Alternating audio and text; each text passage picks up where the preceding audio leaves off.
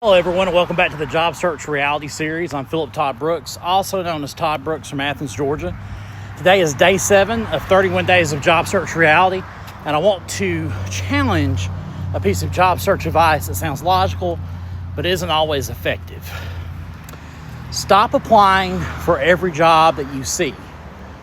When you've been searching for work for a while, it's very easy to turn the process into a numbers game. You start thinking, if I apply for 20 jobs, maybe I'll get one interview. And then, if I apply for 100 jobs, surely somebody will hire me. And I understand the logic.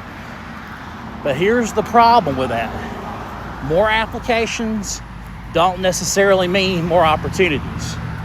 If you're applying for positions that you don't really want, and positions that you're not reasonably qualified for, or jobs that don't fit where you want your career to go, you're spending valuable time and energy without much strategy behind it.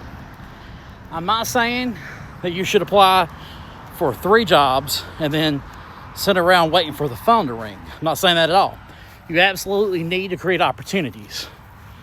But there's a difference between being aggressive in your job search and simply clicking apply on everything you see. Before applying, ask yourself 3 questions. Number 1, do I actually want this job? Don't apply just because there's an opening. Read the description, research the company, think about whether you'd actually accept the position if they offered it to you. Number 2, am I reasonably qualified? And notice I said reasonably qualified. You don't necessarily need to meet every single requirement in a job posting.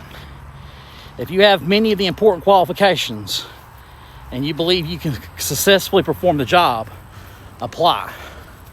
Don't reject yourself before the employer gets the opportunity to consider you. And number 3, does this opportunity move me towards where I want to go? Not every job has to be your dream job. Sometimes we need a bridge job, which is kind of what I'm working on right now. Sometimes we just need income. We need to be able to pay bills. Sometimes we're trying to enter a new industry. That's okay. But there should be some reason behind the application. And when you find a position that you genuinely want, then what you need to do at that point is then you hit apply and you make that application count. Read the description. Look at the skills that they are emphasizing for the position, what you bring to the table. Then make sure that your resume clearly shows that your experience matches what they need. You don't want the hiring manager searching through the resume trying to figure out why you're qualified. Show them why you're qualified. There's another reason I think this matters, and it's your energy. Job searching can be exhausting. So you can spend hours filling out applications only to receive rejection emails, or worse, you hear absolutely nothing. I think that's worse when you don't hear anything. After a while, that just takes a toll on you. It's a fact. So protect your time and your energy. Sorry, I got a lot of sweat dripping out of my eye here.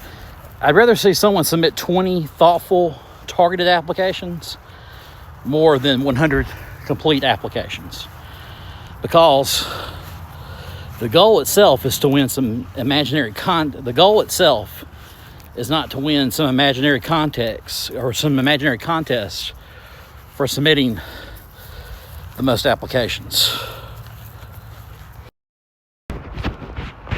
So the goal is to find the right opportunity. And here's today's question. Which strategy has worked better for you?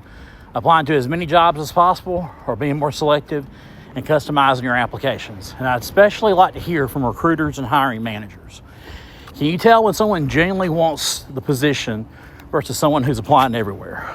Let me know in the comments. If you found today's video helpful, please like, subscribe, or share it with someone else who's searching for their next opportunity. I'm Philip Todd Brooks, also known as Todd Brooks from Athens, Georgia. And remember, real job search, real solutions, real you.